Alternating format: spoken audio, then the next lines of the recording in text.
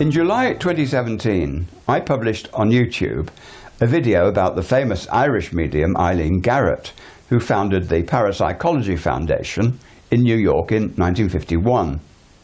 Born in 1893, she had a tragic start in life when both of her parents committed suicide within a fortnight of her birth. So she was brought up instead by an aunt and uncle. When Eileen claimed to see coloured auras around people and told her friendship with 3 invisible children made of light, her unsympathetic aunt beat her for being an ill-mannered liar. And in revenge, young Eileen drowned some ducklings on the pond and witnessed what she called a grey smoke-like substance rising in spiral form from each body. So she killed crows and rabbits to see if they did the same, before regretting her cruelty. Contracting tuberculosis at the age of 16, Eileen was sent to England for the better climate, where she married an older man. They had 2 sons together. Both died of meningitis, and a third died shortly after the birth. And again, she reported seeing the smoky substance rise in a spiral form from their bodies. And this experience of hers, smoke rising from the dying body of both animals and humans, is the topic for this video. For although it can't be seen by everybody, Eileen's experience was far from unique. For example, Louisa May Alcott, the author of the children's novel Little Women, wrote of being present at a deathbed and watching a light mist rise from the body, float up and vanish in the air. Her mother saw it too. Others have referred to this experience as seeing soul mist, which is a name that I quite like. It may not be possible to investigate it scientifically, but what if hundreds of people report the same thing? Would that establish its reality? Well, there have been such reports. In their book, The Art of Dying, Dr. Peter Fenwick and Elizabeth Fenwick describe this smoke, grey mist or white mist leaving the body at death, and claim that sometimes it will hover above the body before rising to disappear through the ceiling, adding that not everyone who's in the room sees it. They report the case of a woman attending the death of her sister. I saw a fast-moving will-o'-the-wisp appear to leave her body by the side of her mouth on the right, she said. The shock and the beauty of it made me gasp. It appeared like a fluid or gaseous diamond, pristine, sparkly and pure, akin to the view from above an eddy in the clearest pool you can imagine. It moved rapidly upwards and was gone. Dr. Raymond Moody, seen here, and known for his work on near-death experiences, also discussed this strange mist in his 2010 book, Glimpses of Eternity. Some say that it looks like smoke, he says, while others say it's as subtle as steam. Sometimes it seems to have a human shape. Whatever the case, it usually drifts upwards and disappears fairly quickly. Also in 2010, the author of 5 books on afterlife evidence, Michael Tim, wrote about this soul mist phenomenon in his regular blog on the White Crow Books website, and comments from the public have been added to this blog ever since, so that it's become one of the most popular articles that he's ever written, with currently over 80 cases. He had contributions like this one. I was 17 when my dad passed away from brain cancer. Our entire family was present at his deathbed. I watched him exhale for the last time, and right afterwards I noticed a white mist leaving his chest. It floated for a moment above his upper body before rising through the ceiling. I looked around the room, gasping at what I'd just experienced, and could see that I wasn't the only witness, and I got that confirmed when asking other members of the family later. For me, it was a life-changing experience. So now, here are a few examples of what people have written in response to Mike Tim's blog. And note the consistency of the descriptions. I've done a bit of editing to these for the sake of clarity and brevity, but the essence of the message is unaffected. Interestingly, 56 of these contributions came from women and only 20 from men, with a few others from people whose gender I couldn't assume from the name they gave.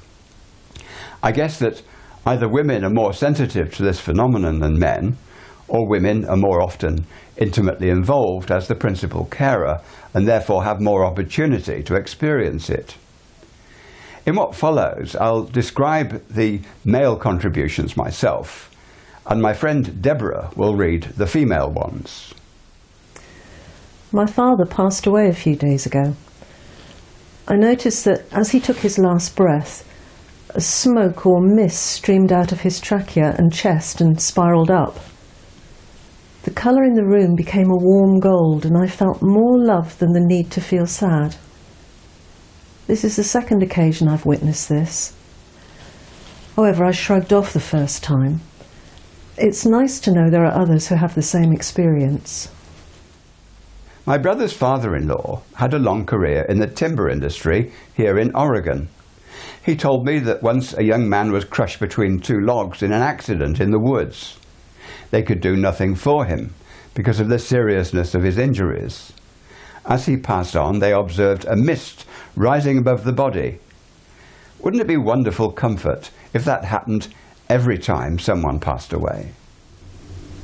My mother passed away on the 1st of April, 2012. She'd been ill 4 years with cancer, and my father, brother, sister and I were in the room with her. I was on one side of the bed and everyone else was on the other. It was about 10 minutes after Mum passed away. The curtains were open, the sun shining in, and I was just sitting there, still trying to let all this sink in. And I saw a white cloud, like smoke, float away from my mother. It seemed to be as if it came out of the side of her head, and the smoke cloud floated away towards the window. I right away thought something was burning and yelled at everyone standing there, "Something's on fire!" They all looked, but no one else had seen anything, so I just shut up. And the more I thought about it, I wondered, is it her spirit going out the window? I was with my husband and sister when my father had the last rites in hospital. I saw a grey mist floating around the ceiling of the room, but no one else did. My brother and his wife went to see a medium a short time ago, and she mentioned that someone in the hospital with my father had seen the mist. My brother was shocked that it was true, and that I had witnessed this event. Last summer, a woman died not far from my house. It was on the beach. I was watching the site where she was laying. There were people around the body. In one moment, I saw a smoky and lightning something above the people and the body. It was 3 or 4 meters above. I could not understand what it was until now. I watched my mother-in-law pass away on Saturday. Around 30 seconds before her last breath, I saw what I can only describe as the steam you see from a cup of tea rising from her head area. I'm not sure if it was a combination of lack of sleep and dim lighting. There were 6 of us in the room, yet only I saw it. I wonder if someone can help to explain this. My uncle collapsed and smoke poured from his mouth. He died within minutes after that, but his facial expression was one of shock. His eyes remained open. He never smoked a day in his life. My mother died about 2 years ago. She was my very best friend, almost 86 when she passed away. On her last day of life, my daughter, my wife and I were surrounding the bed. As my mum was giving up as her sickness progressed, I noticed her face seemed to turn a deathly grey and all breathing ceased.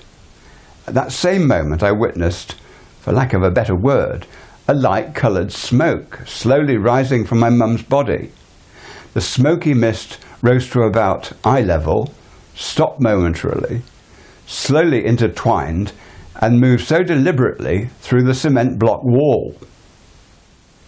When I was 5, my grandfather did not feel well, and I watched him sleep and shouted to my mother that there was smoke above my grandfather. My mum rushed to his bed and he had died. That was 45 years ago, and the experience has never left me. I can still see it clear as day. My aunt, a spirit sensitive, was charge nurse on the ward one evening when one of the patients passed away. My aunt had her hand on the man's chest when his spirit passed through it, moving out of the body. She saw the form rise and depart through the window into the night sky. She described the sensation as being moist, saying it was a complete head and shoulders. The rest of the body looked like a misty energy tail, like a comet. The other nurse turned to her. "You saw it, didn't you? The flash?" Apparently that was the term medical staff used for a departing spirit. Turning to my own case, I saw nothing like this when my own mother died in 2006 at the age of 90. But I would not denigrate these experiences related by Mike Tim's contributors. There definitely seems to be a commonality in their reports. Returning to Dr. Raymond Moody, a hospice psychologist told him that the misty clouds forming above the head or chest seemed to have an electrical component to them. And he was told of a nurse colleague seeing a mist rising from many patients as they die, including her own father, with whom she saw the mist rise from his chest, quote, as if off a still river. And then, hovering for a few seconds, it dissipated. Such misty vapours have been reported by other researchers too, including Dr. Bernard Laubscher, a South African psychiatrist and author in 1975 of Beyond Life's Curtain. Gradually, this cloud-like appearance became denser and took on the form, first vaguely and then more definitely, of the person in the bed, he wrote. This process continued until the phantom suspended above the body was an absolute replica of the person, and especially the face. Laubscher claimed that some apparently clairvoyant caregivers he dealt with have seen a ribbon-like cord stretching from the back of the phantom's head to the body below, and that the phantom would begin to glow as it was fully formed. As Laubscher came to understand it, the vaporous material has the same makeup as ectoplasm, the mysterious substance given off by physical mediums before materializations. In my reading, I've noted two interesting phenomena, in addition to mist and smoke. One is the claim that the eyes of the dying or dead actually glow. Dr. Raymond Moody reports on a doctor from Georgia twice seeing his patients' eyes light up as they died, displaying a bright glow and with the eyes shining with a silvery light. And here are two further reports taken from Mike Tim's blog. When my mother passed, shortly before she was pronounced dead in the hospital, I saw a beautiful yellow light from both of her usually very clear, beautiful, loving green eyes. I know she was telling me she could see God or heaven and that she'd be okay. As I watched my grandmother dying, I observed a glow which was subtle and yet bright. My mum did not see this light that I was seeing in my grandmother. I saw a renewal of her skin. It was glowing, and then I looked at her green eyes, and they changed to a bright emerald green that I've never seen her eyes look like before. I did not stay to watch her completely die, but that light glowed all over her body and was still there as I left, and I believe it was her spirit leaving her body. I then went to see a friend as she was dying. I got to her hospital room, and again I saw the exact same kind of subtle light and glow that I'd seen before, and now she was looking younger and brighter. Her eyes were glowing as my grandmother's had done, so 2 times out of 2 I saw the light in the dying. She passed away and the glow left. I didn't see a bright light ascending, but it was a glow that I'll not forget. No science can see what I saw in this experience. No, I'm not hallucinating and I'm not wacko. There's a division of body and soul, and I have seen it with my own eyes. The other interesting phenomenon is confirmation that Eileen Garrett claims to have seen smoke rising from the ducklings that she killed as a youngster does indeed appear to apply to other species. The following contributors come from Mike Tim's blog. My cat was killed by hunters. He was 10 years old and survived 2 nights but died on the second morning when I went to see him at the vet. I decided to take some photos, and there was a bright white light rising from his entire body. When I finally inspected 5 of these photos, they were all bright and sparkly, nothing like I normally take indoors in daylight. They appeared to have a rosy glow that surrounded his body, and it also engulfed my hand. On the side of the photo, the examining table was a normal colour. I knew my cat was my guardian and died protecting me from hunting dogs. I'm a structural designer in the engineering field and took care of a 12-year-old golden retriever in her final week. She had cancer of the spleen. I was very close to her and knew she was near her final night. She was laid in the backyard one warm summer night about midnight, and it was about time for me to take her into the house. I picked her up like a baby and heard a slight moan and her head dropped down. My eyes went from her face to this faint light grey smoke-like mist that came from her head and slowly rose up approximately 4 or 5 feet above her head and then disappeared almost instantly. I said, "Damn, she's gone," and felt like this was her spirit rising away. It was one of the most amazing experiences I've ever had when she died. It felt like peace, complete closure, and a perfect goodbye between us. My dog died a month ago. I was holding him and saw a mist rise above his body and disappear 2 seconds later. He then took his last breath. I loved him very much and believe it was his soul. It was a beautiful feeling, a gift. I loved Chester so much. If you search the literature, you find that references to smoke and mist are not actually of recent origin. Take the example of the writings of John Edmonds, who was Chief Justice of the New York Supreme Court back in the 19th century. He began investigating mediums with the purpose of exposing them as frauds. But he not only became a believer in spiritualism based on his investigations, he even developed clairvoyant abilities of his own. In his journal on the 24th of November 1851, Edmonds wrote about being at the deathbed of his brother-in-law. He had breathed his last, and I saw what I supposed was his spirit body issue from his mortal body in the shape of a cloudy frame, and it was directly over it, and in the room where it lay. It assumed the human form, but it seemed to have no intelligence. Suddenly it lighted up, was alive and intelligent, and I was impressed that it was caused by the soul's leaving his fleshy body and entering the spiritual body. As soon as that intelligence appeared, he looked around as if somewhat in doubt where he was, but he immediately seemed to recollect that his present condition was not strange to him, and to know from previous instruction that he was in the spirit world.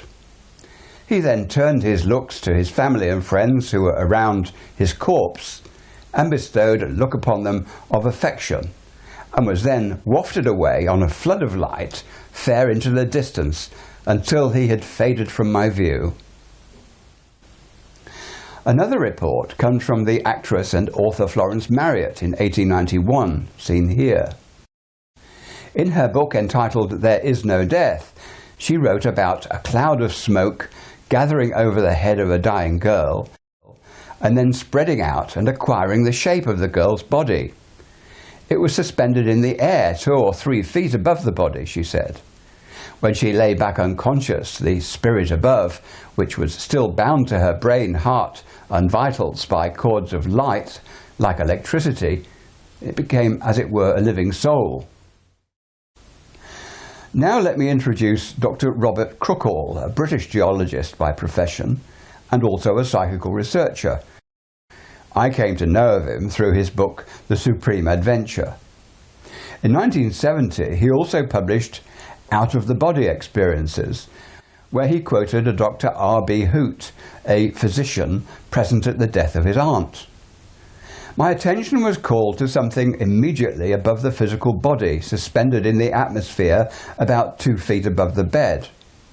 At first I could distinguish nothing more than a vague outline of a hazy, fog-like substance. There seemed to be only a mist held suspended, motionless. But as I looked, very gradually, there grew into my sight a denser, more solid condensation of the inexplicable vapour. Then I was astonished to see definite outlines presenting themselves, and soon I saw the fog-like substance assuming a human-like form. Dr. Hoot said the form hung suspended horizontally a few feet above the body, and when the phantom form appeared complete, he saw his aunt's features clearly. They were very similar to the physical face, he said, except that a glow of peace and vigour was expressed instead of age and pain. The eyes were closed as though in tranquil sleep, and a luminosity seemed to radiate from the spirit body. Hoot then observed a cord alive with vibrant energy. When the pulsations of the cord stopped, Hoot could see various strands of the cord snapping. When the last connecting strand snapped, the spirit body rose to a vertical position. The eyes opened, and a smile broke from the face before it vanished from his sight. Dr. CROOKALL also cited the words of Ernest Oughton, an English author of psychical books. CROOKALL quoted him as follows: "A smoke-like vapour rose from the dying body and stayed a few feet above it. Gradually it became an exact duplicate of the girl. The duplicate was united to the corpse by an umbilical cord. This eventually snapped. The floating form assumed an upright position. She turned to me, smiled, and floated away." Various spirit communicators have said that the afterlife condition, at least in the lower realms or planes or spheres, is composed of matter so fine and so etheric a texture as to be largely malleable by thought. So maybe the misty cloud seen leaving the body at death is indeed the soul, or the spirit body, or the etheric body, or the astral body, or the double, whatever name has been assigned to it by the various esoteric schools. But I'm not in a position to confirm this as true one way or the other. But if this is the spirit leaving the body, it may be some kind of non-matter or energy discernible only by those who can tune into it. On the other hand, and we cannot know, it may contain microscopic particles like real smoke and actually possess mass. Which brings me to this man, Dr. Duncan McDougall, an American Harvard-trained physician famous for declaring that the soul weighs 21 grams. By conducting experiments intended to find answers to the spiritual aspects of human beings, his efforts probably became the most famous metaphysical experiments of the 20th century. But was his claim true? Between 1901 and 1906, McDougall and 4 colleagues under his direction transferred 5 dying men and 1 dying woman onto a bed that was also a weighing machine, an oversized commercial model used for weighing silk. He noted that when the first 2 of them died, their weight suddenly lost 3/4 of an ounce. The 3rd patient, shown here, a huge man, showed no immediate loss of weight upon death. Only after a minute had passed did he suddenly lose an ounce of weight. Dr. McDougall declared, and I quote, "I believe that in this case, that of a phlegmatic man, slow of thought and action, that the soul remained suspended in the body after death during the minute that elapsed before its freedom. There is no other way of accounting for it, and it is what might be expected to happen in a man of the subject's temperament. Having noted the weight changes of these patients before and after death, MacDonald declared the average weight loss of a soul to be 21 grams, even though the loss in these individuals varied. And the news of this finding was both sensational and controversial. Later, MacDonald experimented with 15 dogs, with no weight change registered, so he concluded that only humans have souls. He also tried to photograph the soul leaving the body using X-ray photography, but he made no breakthrough. Actually, the view of skeptics is valuable here. A Russian scientist, Nikolai Gubin, the head of an intensive care and resuscitation unit, did weight measurements on mice killed for the purpose. The ones that died in the open air lost 3 to 6 milligrams of weight, but the ones kept in containers, isolated from the outside world, did not.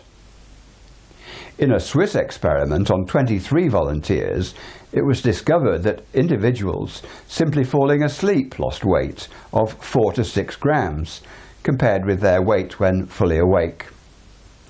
Then in 1988, although I can't verify the source of this story, experiments were carried out by East German researchers who weighed more than 200 terminally ill patients just before and immediately after their deaths.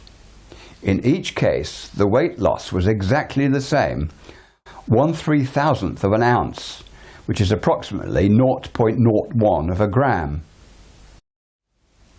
Well, inclined to believe it is a form of energy, said Dr. Mertens, but our attempts to identify it have been unsuccessful to date. Well, these experiments, co-authored by the physicists Elke Fischer and Dr. Mertens, were criticized by a French pathologist. The weight difference between the living and dead could be accounted for by air leaving the lungs, he asserted.